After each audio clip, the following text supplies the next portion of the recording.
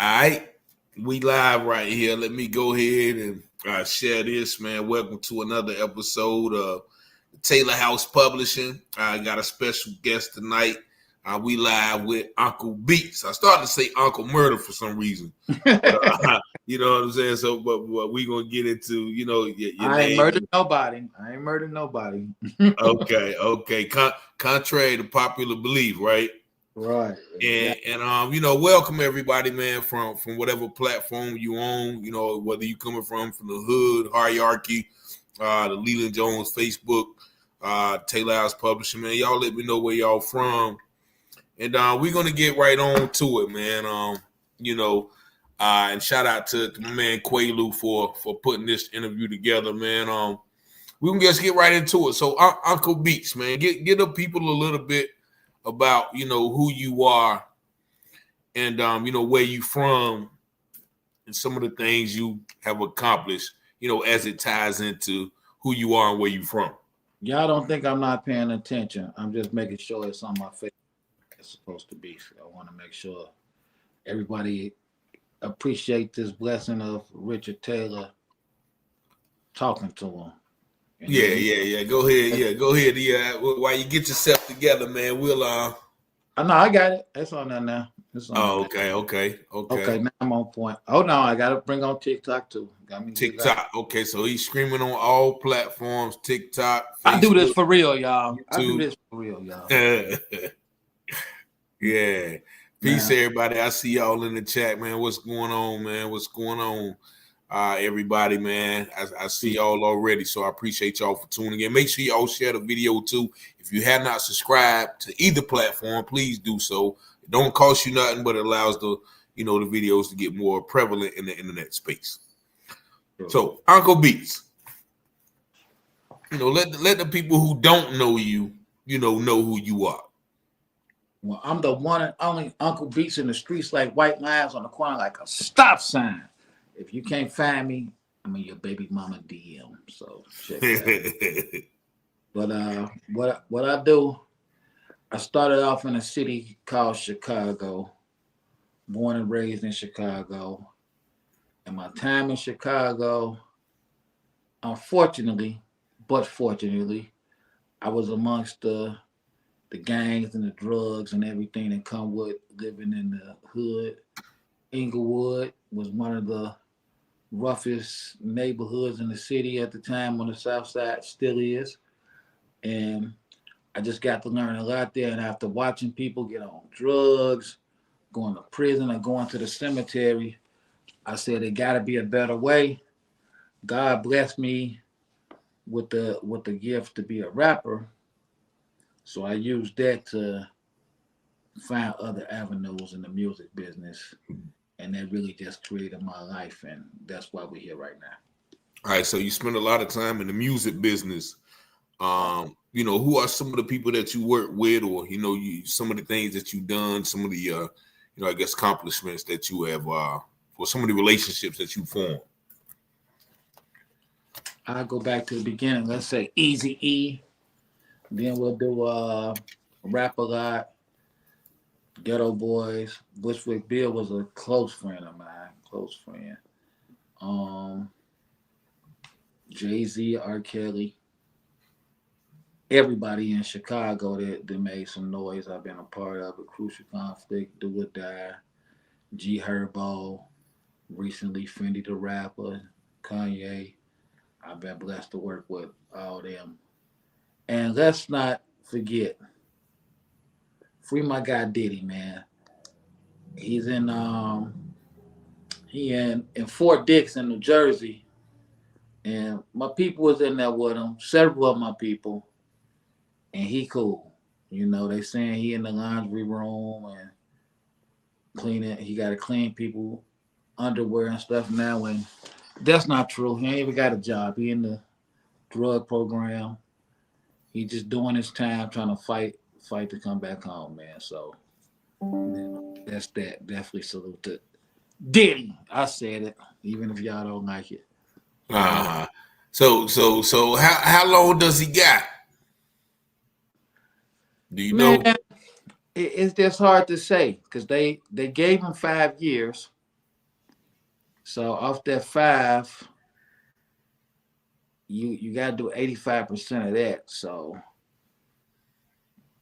and then he gonna get the time cut for the drug class. So at the most, if they don't give him no play on anything, he ought to be out in under 3 years at the most. Okay. But I'm hearing that they just got his appeal moved up because when they sentenced him, they charged him. The judge clearly said he was basing it off of crimes that he wasn't convicted of. So Mm-hmm. it makes no sense, you know what I'm saying? So it's like if you're mad at your woman and you say, I'm gonna divorce you because they say you cheated with this guy. I know you cheated. I know you cheated with Tom, but they say you cheated with Dick and Harry. I can't prove you did it, but I'm still gonna hold that against you. You can't. I don't care what y'all saw him do. He wasn't charged with it. He was acquitted on it. So shouldn't Mm. be interesting. But yeah. So I So, keep y'all updated about him. Anything change?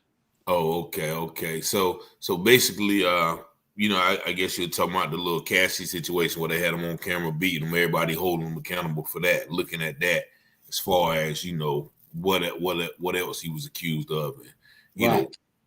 He equating the two sentenced him as off to the that. same. He Yeah, sentenced him off that, yeah. but the jury acquitted him of that. And I'm not saying I'm down with beating on a woman. I'm not saying that. But Uh, the man did time in jail, and he did give up $20 million. So it was like, hey, yeah. I mean, I guess that's worth it. So let's go about it. Go back to Chicago, man. oh, But first let's talk about hood hierarchy. You know what I'm saying? Hood hierarchy. That's on your wall. That's on your hat. That's on your shirt. So oh, explain oh, oh. explain to the people who what hood hierarchy means. Like, oh, first off, shout out to my guy Keep It Sticky out of San Diego. He be lacing all the rappers and entertainers with his clothing. So get you some. Now, hood hierarchy, what is that? It's the highest prestige. That's what my guy Seven Up from Brooklyn named it. Highest of prestige, and he's right because it's about the people who are really from the hood. It ain't about the people who just came to the hood, just starting. It's about the hierarchy, the higher ups. So I came up with that with my partner Snap G. Said, hey man, you always on other people's podcasts or Vlad or this and that. Let's do something talking about our hood, and that it just grew. I really did it for Chicago, but it's worldwide.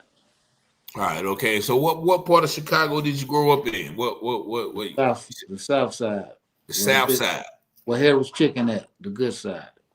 Harris Chicken. So Yeah. that's that. So the South Side is what people equate.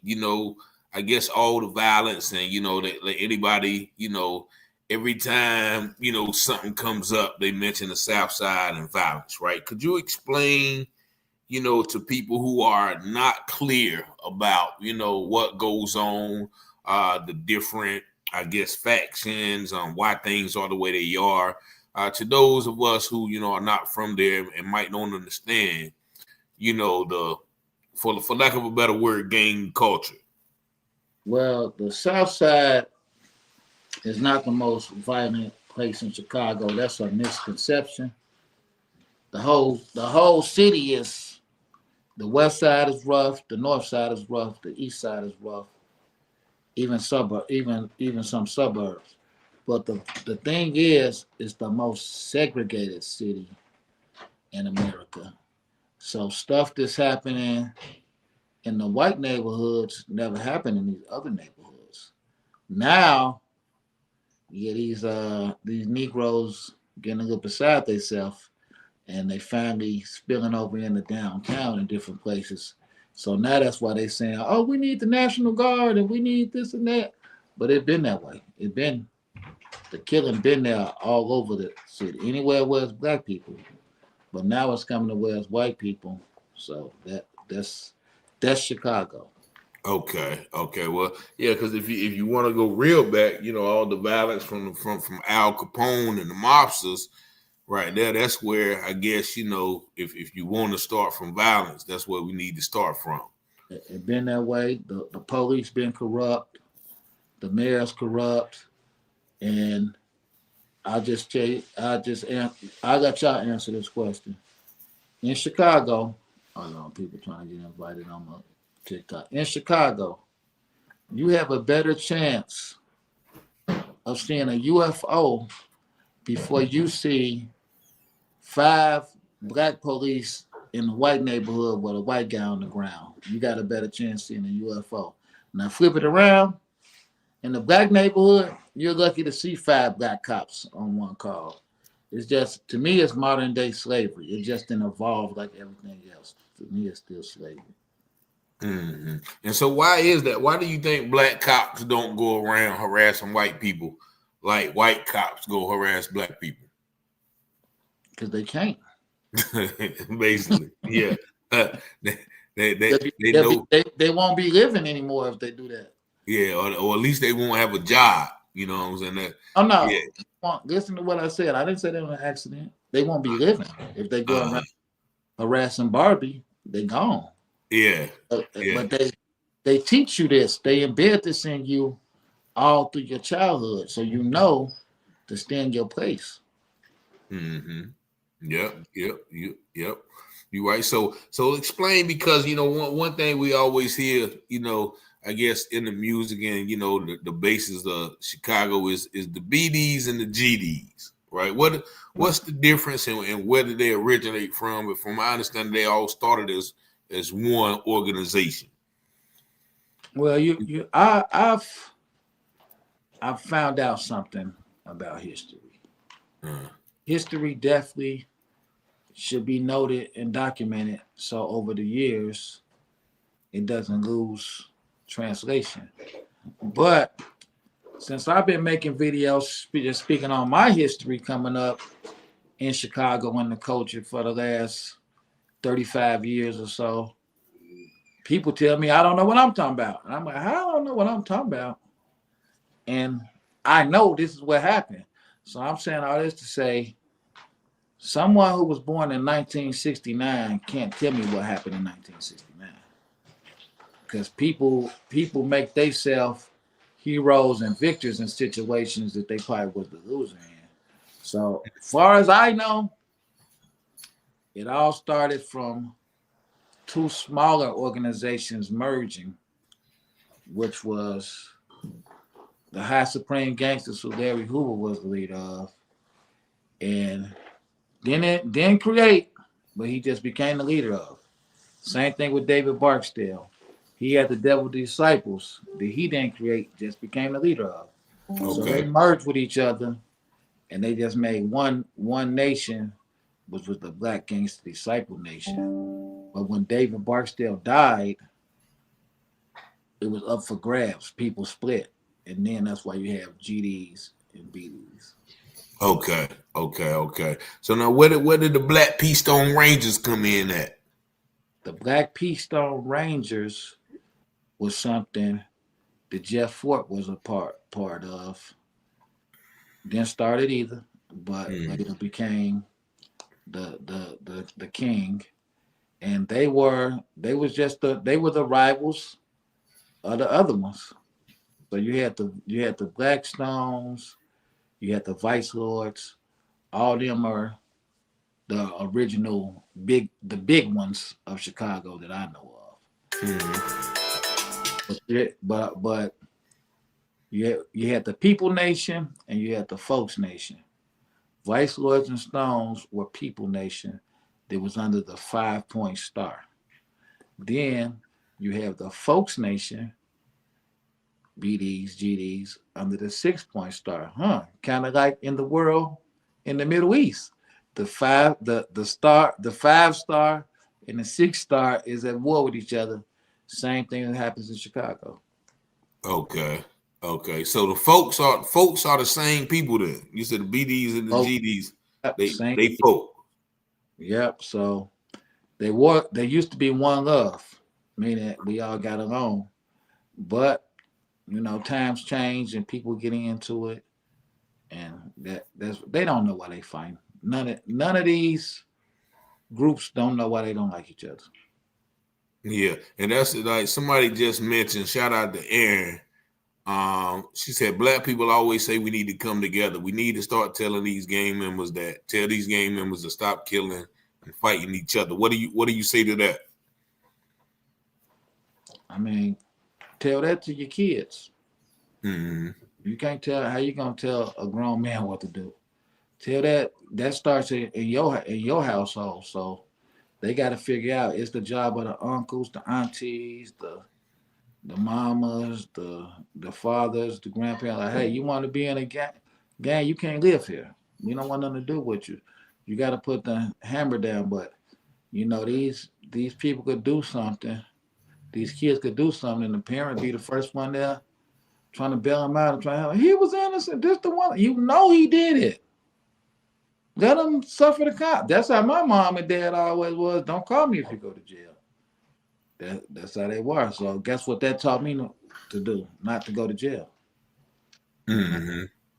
So what about the OGs? Do you think there's any OGs out there that was really or has the, I guess, pull or the influence to speak to some of the young gangsters who might not have that guidance at home? Yeah, of course there's OGs. I'm an OG with international respect, but you just got people who want to get. Of course, OGs is all around me. Everybody just raised their hand. Uh-huh.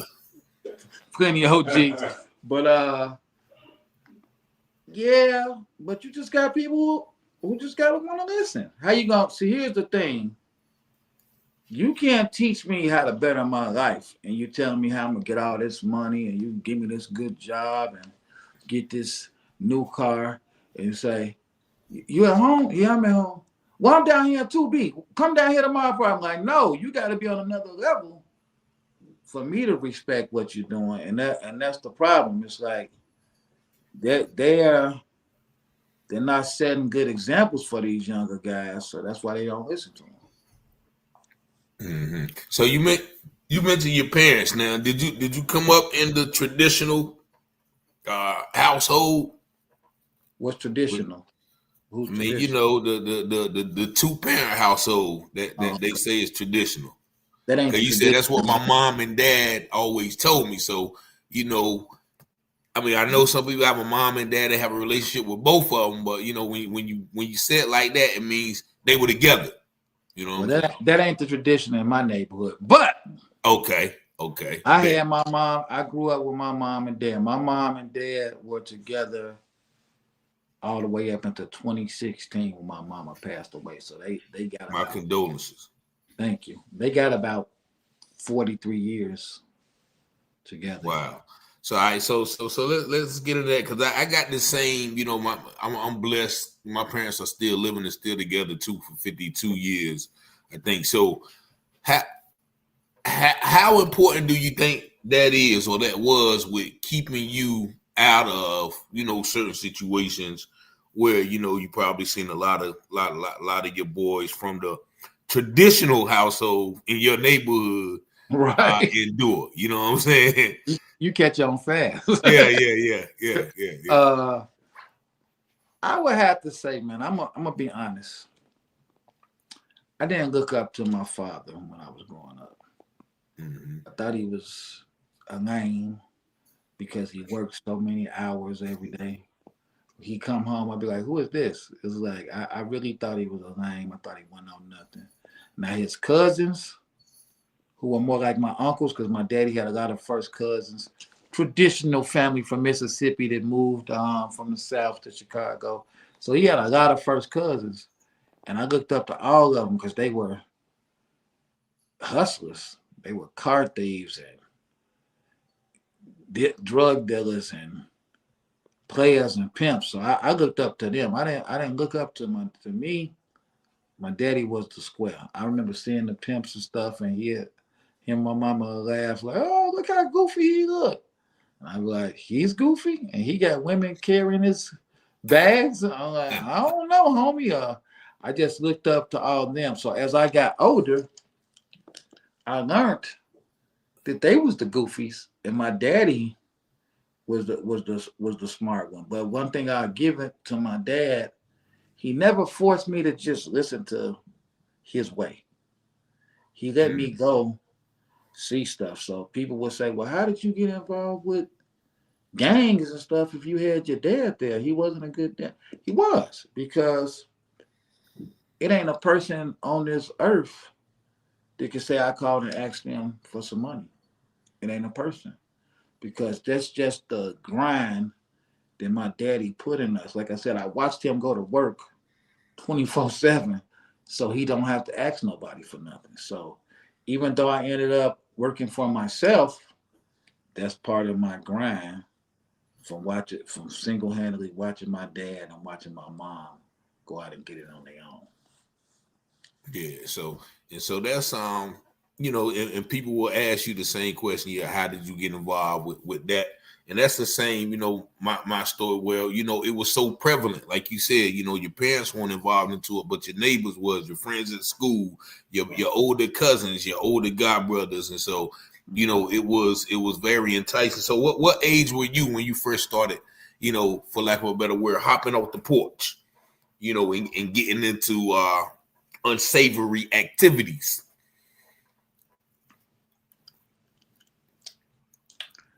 I would just have to say I always been into it, Yeah. though. How, I should have sent you a picture while I was a little kid at the NWA concert.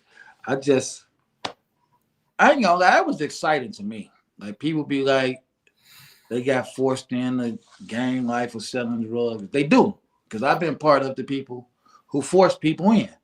But to mhm. me, I didn't have YouTube and Facebook and all that stuff to entertain myself with. So I was a mischievous child. I like to go break in railroad cars and stuff and just see what's in there. That's just what I was into at the time as a kid. So I just went, whatever was the wrong thing to go mess with. That's what I went. That's what I went towards. At that time when I was a kid. So you mentioned you was at an NWA concert, right? So Oh yeah. how much influence did things like music and entertainment have on you in a negative way, and how much you think it is to blame today, for some of the things that we see, or the state once again of the black community? Oh, it definitely was the soundtrack to the life we were living on the street. Well, at least me and my people I was around. It was the soundtrack to the life we was living. So I went from listening to Run DMC to hearing Easy E, and then like when like Scarface and MC8 hit and stuff like that, I really was like, where they at? Are they out here with us? Because they was just like on the money, and really they was just describing what was going on in the street. So effect, yes, I think it had an effect on me, because it made me feel like I'm not the only one going through this, so it got to be right to live this way. But I guess in the beginning, you had guys like, KRS-One and, Right. Grandmaster Flash with the message. Now that's a little bit before my time, but I caught the tail end of it. Well, they were really describing, what they were seeing, but they weren't necessarily promoting it.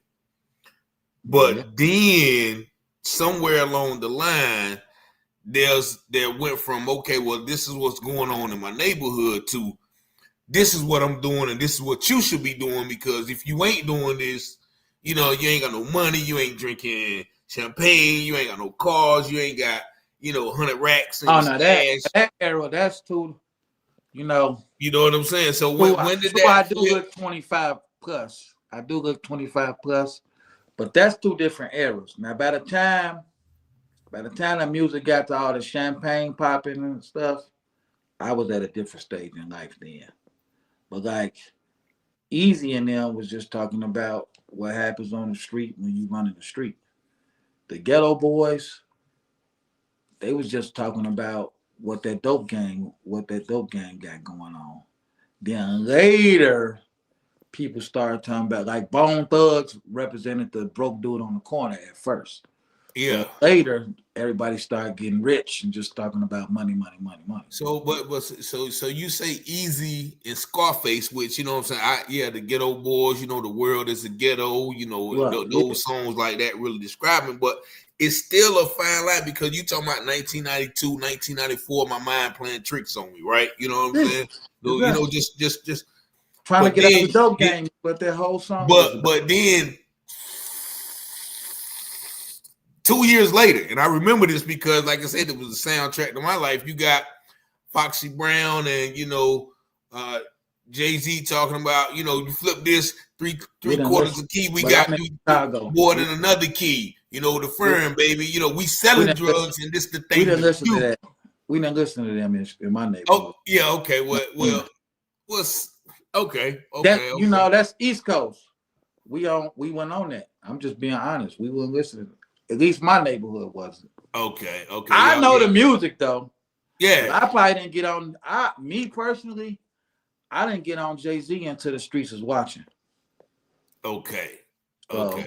Because he was what? Rapping about getting out the game. So that's the type of stuff that even though he was talking the big money stuff, he's the originator, but Cash Money took it and tore it out the frame once they got their hands on it.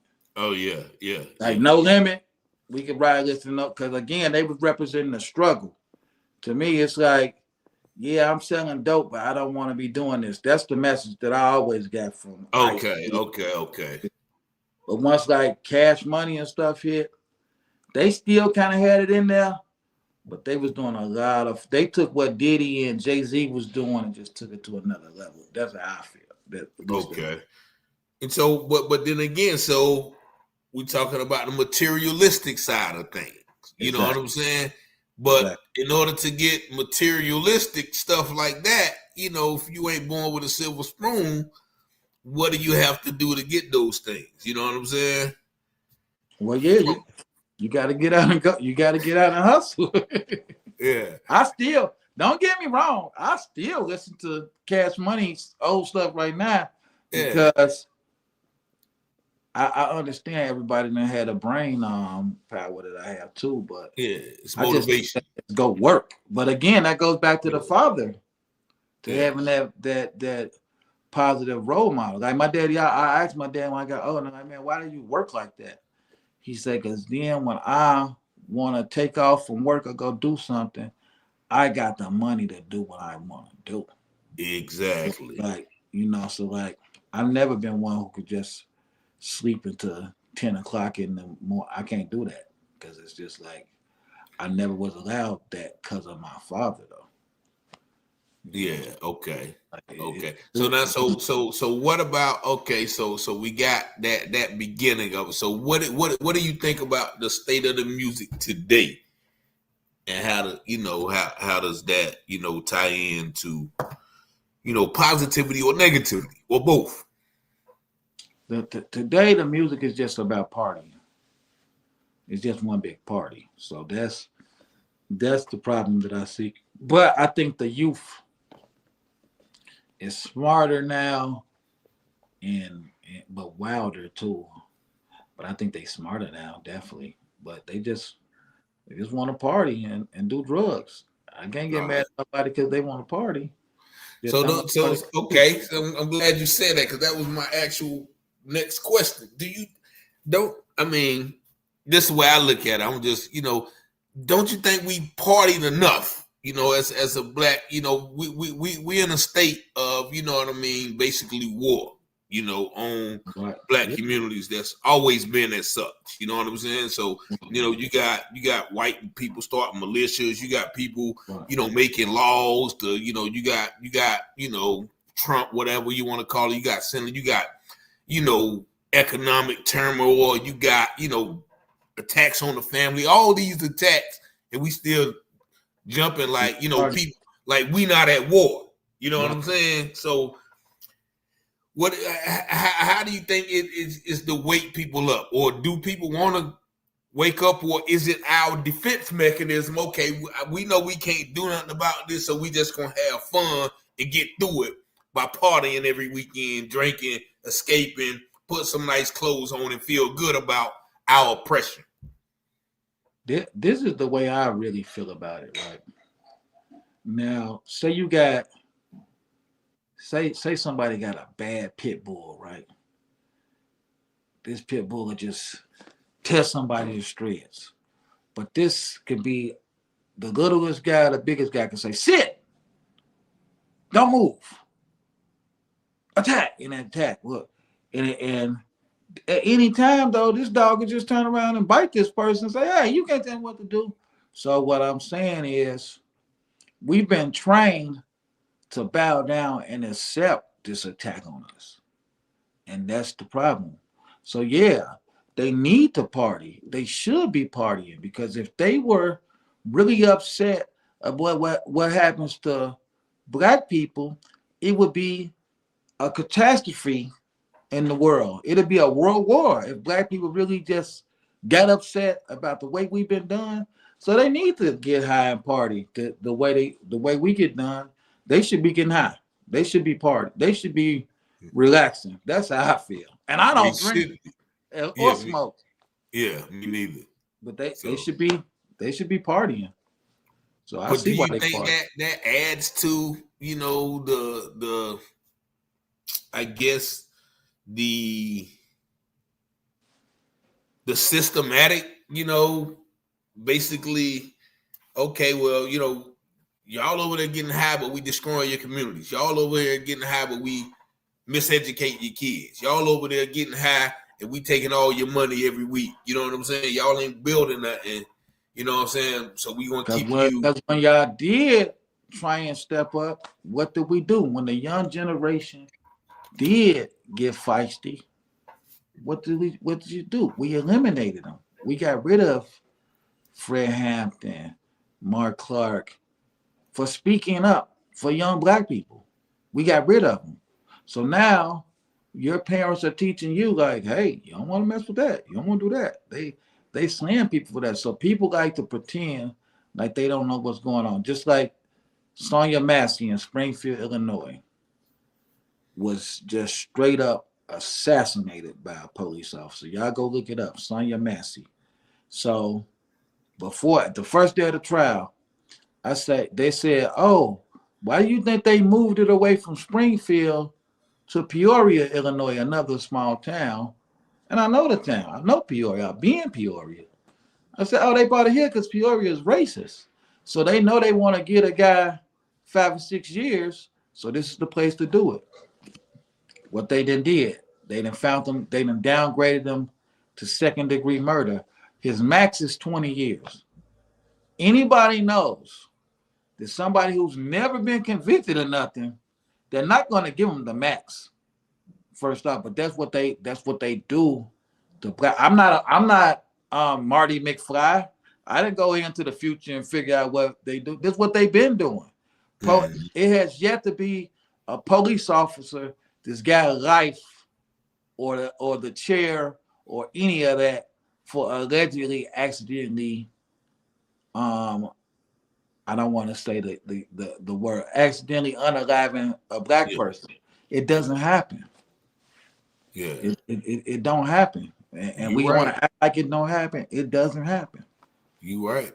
And so how do we, like, so because I saw you speaking to the news guy. So like you said, like, so do you think what do you think he will get? And then what should our reaction be? Because he's gonna get 6 years, and we probably gonna take some TVs and some sandwiches. How effective do you think that is? Like, so yeah, so we reactionary in that regard. When they do something we don't like, that's all we got, right? We can burn something down, we can take something, we can break into. That's all we got. Nobody's gonna run for office to try and change it because all that's fixed. So I don't blame them. Okay. Nobody's gonna do nothing to no police officers or nothing. So it's just like, shut up. Yeah. So that's that. So do you think it's a hopeless situation to fix this situation that we in, as a community or as a country, or fight for equality and justice? Do you think it's a hopeless situation? what I know, racism is taught, oppression is taught. So it's like it could be untaught. So the same way they teach the kids all this other stuff in school, they need to be teaching them about racism and oppression. And that probably that's the only way I can see it. It's like we got to start with the mind because physically it'll never happen. It's just a never ending war. Uh-huh. You know? Okay, and I see the brothers having a conversation, General and Chaya Yisraela, talking about, they was like, so drill music is about partying, and my man said, no, drill is about genocide.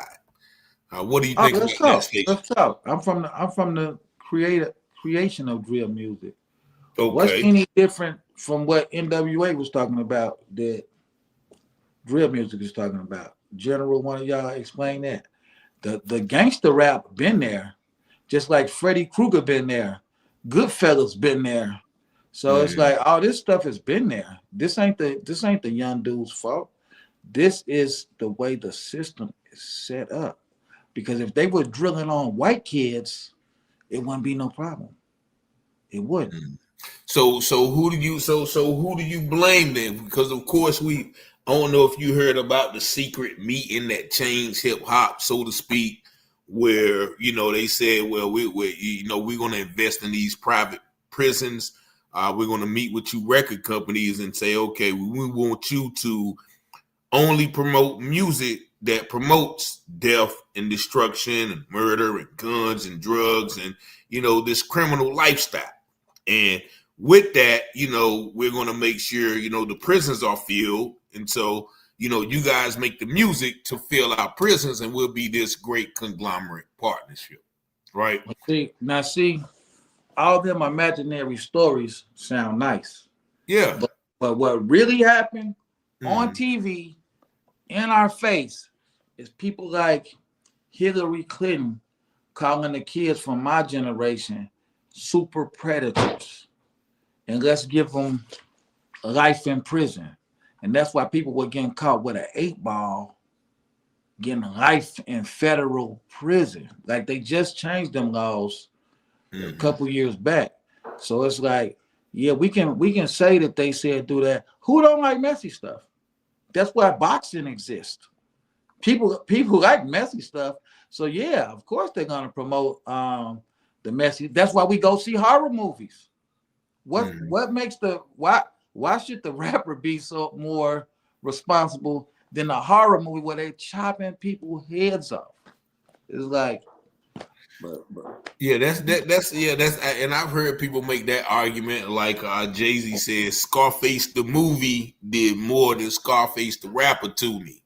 You know what I'm saying? Meaning watching Scarface the movie corrupted me more than listening to Scarface. But there is something about music. Like, music is it hits the soul, like the beats, and you know what I'm saying? It kind of hypnotizes you. And I always tell people the song that turned me out is Mobb Deep Shook One. So I heard that joint in the gym in high school. That beat hit me, stuck off the realness. We the infamous. You heard of us. You heard of us, Official Queenbridge Murderers. Like, who rhymed that? You know what I'm saying? And the beat was so that music, like I said, it kind of, you know what I mean? But again, I want to be that. And then I'm from Chicago though. That's on the street anyway, without the music. I didn't have to hear Mobb Deep to know. Yeah, it was on the street too. Like I said, of course, I'm from a small town. It was on the street. You know what I'm saying? We heard about, there was hustlers. Like, I hear stories of the 70s and 80s on the block from where I come from. Cats from New York coming down. And, so the street life was there. But to put it on a screen and lay it out to you like, oh, this is it. Music, they got the jewelry, they got the money, they got the cars. And if you know anything about propaganda, and it's. Are we talking about the commercials? We're talking about the music videos. No, I'm the saying commercials that's a too. commercial, Like they use the same tactics in the commercials. Like get you better clothes and better. Yeah, you can watch a commercial and they got flash ads in the commercial that say, okay, buy this, and you don't see it. Let's not Let's not kid ourselves here, right? Let's not kid. When I was a kid, it was a TV show called He-Man, right? Called what? So He-Man, Okay. Masters of the Universe. I Uh, will watch this, right? And like every other episode, not only do I want the He-Man toy to play with, but now they're introducing a new character. Now they're introducing Ram Man or something. Now they come out with the toy. So yeah, I want the toy. So I understand that people can easily be programmed. I understand. That's why they called it what? Program. Back to your regular scheduled program. And also, what do they call it? Broadcast. What do you do when witches want you to do something? They cast the spell. You know what I'm saying? So all of these things are. I agree completely. Real. But again, starts in the home. Like take me, right? I want to be gangster in the street off the porch. But my daddy, that dirty dog, he found out he saw what I took an interest in, which was music, and he bought me studio equipment. So now, guess what? Not only me, a lot of kids in the neighborhood are in my basement trying to make music with me. So when I got older, I heard he didn't even tell me, and I want to say, "You dirty MF." Somebody was asking, like, "Yeah, you always supported him with his music stuff. Like, what made you do that?" He said, "Oh, I don't know if I got that stuff and let him be at the house." I knew where he was at. If somebody say he did something, say, "No, he was down in the basement. I could prove it. He got a song he made." So again, it all starts at the home. You gotta teach reality from film. Like I had big brothers. I had the greatest big brothers ever. And when I'm looking up to the drug dealer or something, my brother thought it was just the most preposterous thing ever. He would crack up. Man, he broke. Broke. I'm like, he got three. He's like, man, that old car, he got to put out 4,000. He can't even go buy a new car without going to jail. But my brother is hustling. So I don't get but I'm like, he's a hater. But again, this is a person who I watch make all type of money. Then one day he comes home and tell me, man, I'm finna be, because I'm basically staying with my brother. I'm going over his house 4-5 days a week. He like, man, I'm finna go back to college. I'm finna be a school teacher. You should try that. And he 11 years older than me. So I'm looking at him like, are you out of your mind? I'm like in 6th grade. I'm like, I want to drop out of 6th grade. And you talking about being a school teacher. And he had his plan. And he took his wake up. I don't even know if he was ever asleep, because this is still like 91, 92 when he talking this to me. So this is when the dope game is still the dope game. And he went to school, and he's a teacher to this day. But like I said, I had 2 brothers. He used to say, hey, you can either work hard when you're young or work harder when you're old. But again, it takes positive people. Just like the dudes you saw me on that video with when I was in the neighborhood. He was like, since you was a little kid. Then was my brother's friends. I used to hang with my brother's friends because they were going to make sure I didn't do certain things. So it's like, and it just made it go that way. Like my homies in the neighborhood made me stick to the music business, because they like, hey, you can make it if you just stick to that. So it's all in the people around you at the end of the day. Okay. And I did see you with my brother. I don't even know his name. Let me go back and see if I can find him. When Big Meech first came out, he was doing a lot of Big Meech skits. Do you know who I'm talking about? Big Meech skits. Okay, I'm gonna show you. Oh, you talking about 607 Hump? No, not him. Hold on, let me pull up the picture because I don't even know his name. But I was going through your page early, but I just want to know who is he. And what that picture? What old picture's that, man? I should have downloaded when I saw it. But yeah, so since you mentioned him, Who is he? Who is this? Because I just, kind of, got hip to him. Somebody sent me a couple of videos. So who is this 607 Ankh, for lack of a better word, character? That's my Who, guy. I know who him. is? So where does he come from? What does he do? He a real live Crip from St. Louis. Okay. He just figured out the content game and he working it. Okay. Because I listened to a couple of his his podcasts, and he drops some knowledge. He dropped knowledge. He really taught me a lot of stuff as far as the content game go, but he a good rapper, but he just he focused. He a real hustler. Where's my man at, man? Little short dude. Oh, you talking about Burn Poe? Burn, what's his name? Burn Poe, yeah, he from Chi-Town. Burn Poe. So he do all the meat skits. So he's a creator too. He a creator too. Yeah, he won. All right, so he from where you from? That's how you know him. Yep, from Chicago. He won the problems. And so on the bigger scale, I guess. So who has been instrumental to you as far as making the music, or being learning how to enterprise, for lack of a better word, establishing good relationship, bringing you to who you are, where you are today, besides your father, of course? Well, I got blessed to meet Deli Dale. Deli Dale is a music industry veteran, but he also my best friend, my mentor, whatever you want to call it, and he just showed me a better way.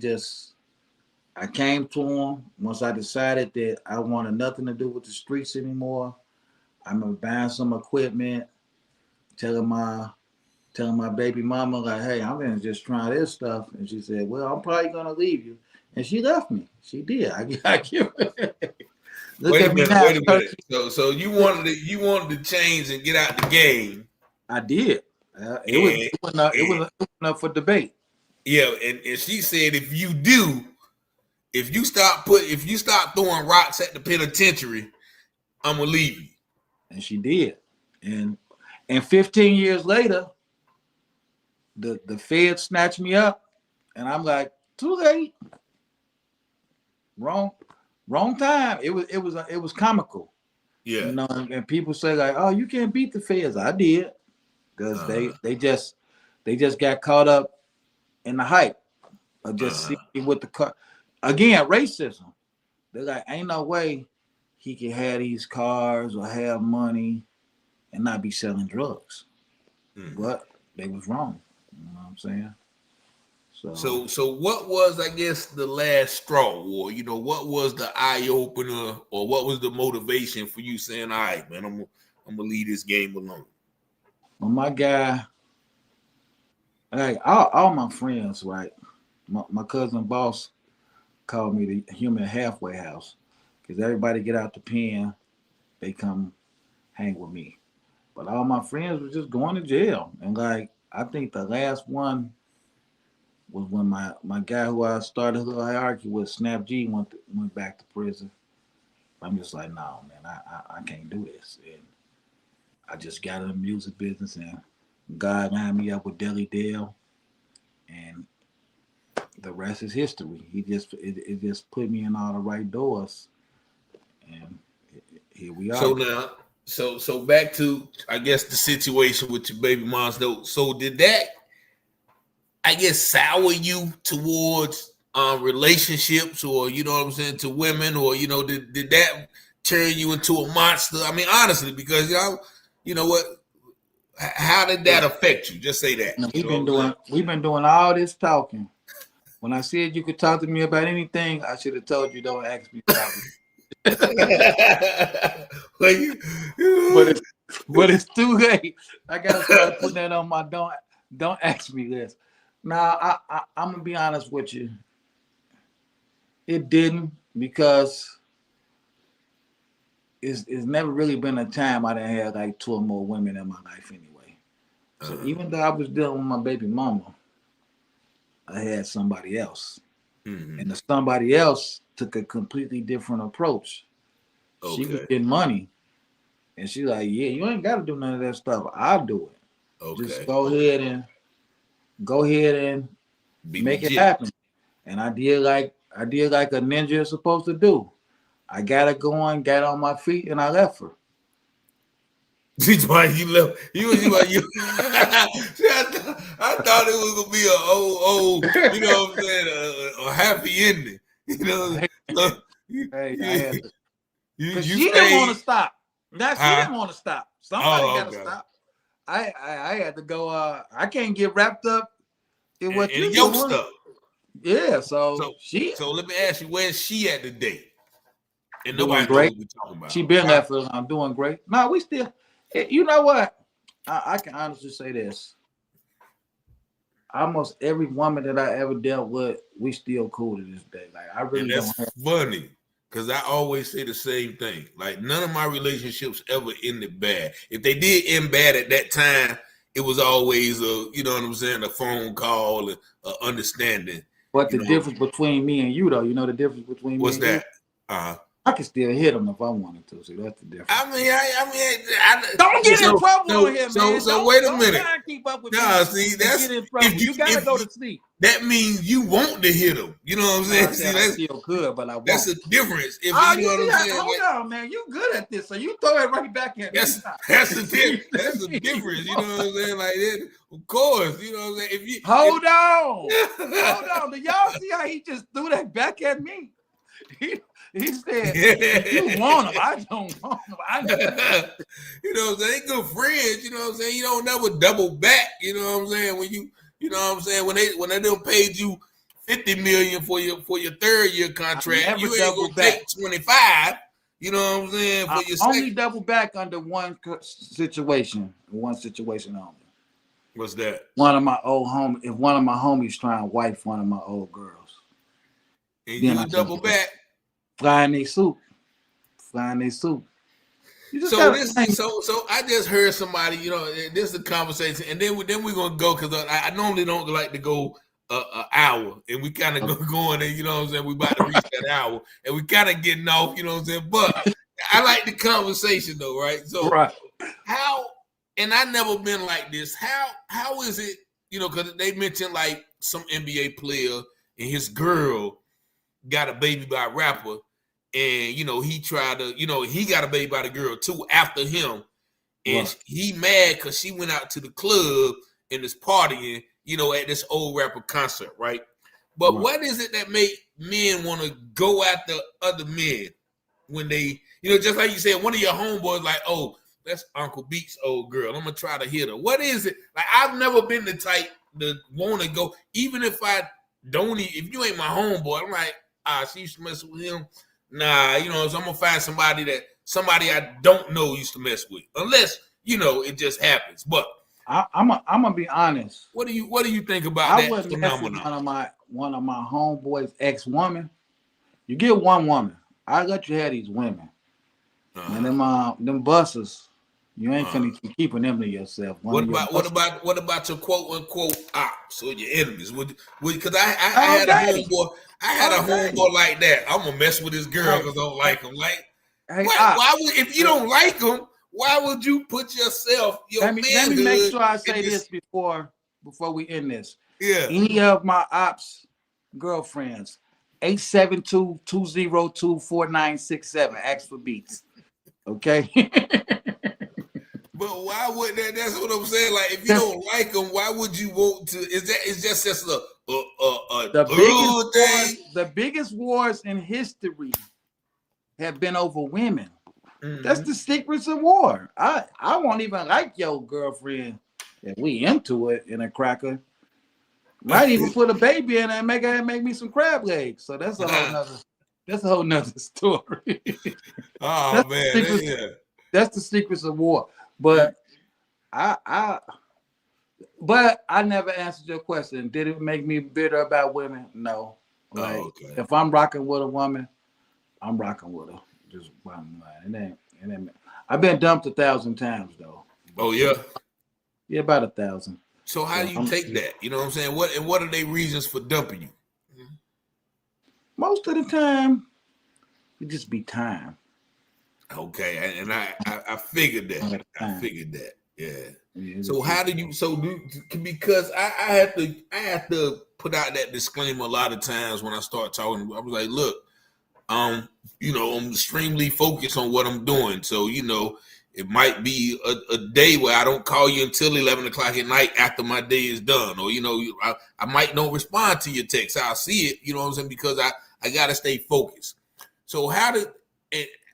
And of course, it starts out fine, right?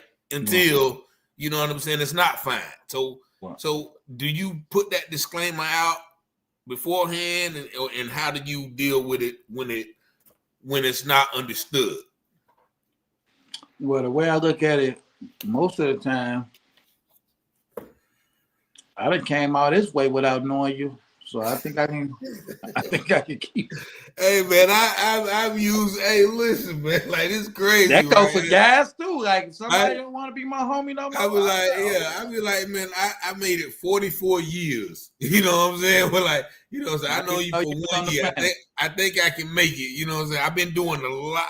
I've been doing pretty good. He's another 25. We know I can get that. You know what I'm saying? So yeah, that's funny. You know what I'm saying? Because I had to use that same line. I'm like, okay, I've been doing good 44 years.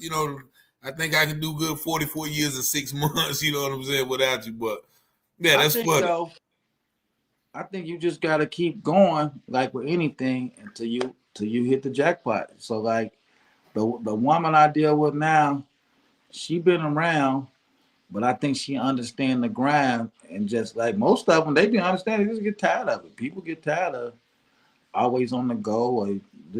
Like I said, we're talking about somebody who always had 2 women anyway. So like when I was hustling, my baby mama never was finna be in the line of what she could go to jail.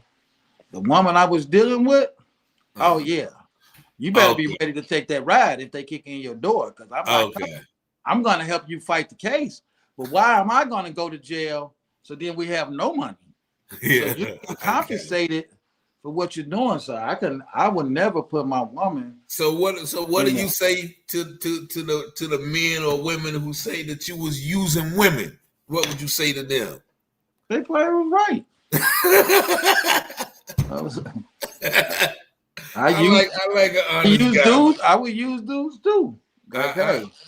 Put this in your house for me, homie.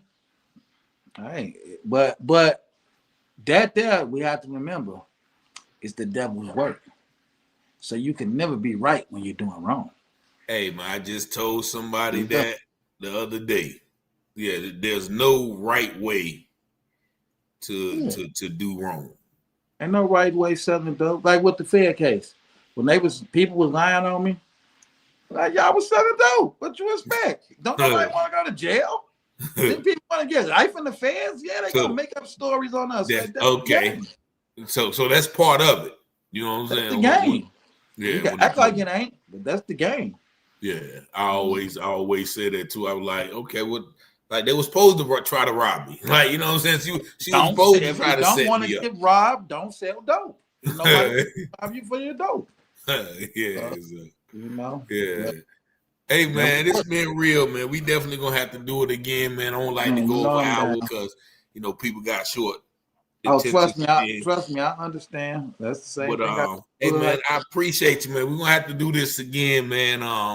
Definitely talk about some more things. But I thank everybody who entered the chat. You know what I mean? I appreciate all the comments and all the conversation and engagement, man. I appreciate y'all. I probably didn't get to all of them, but I definitely thank you. Y'all come check me out on Hood Hierarchy and watch the Village Green series. I got a web series I'm doing in Peoria, Illinois with my guy Peanut from the P.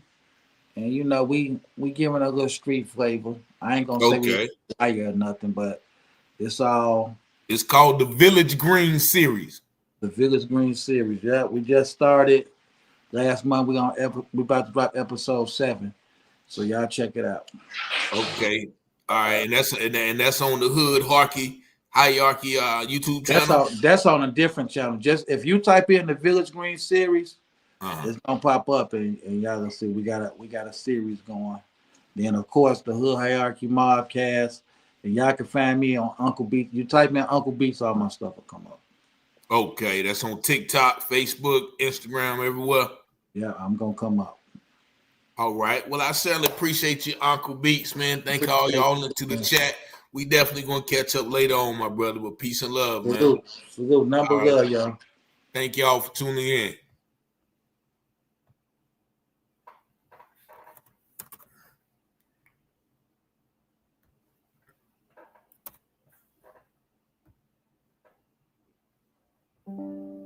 The scripture says all things that are hidden shall be revealed, and those things done in secret shall be exposed on the mountaintop. Let's go, Rich.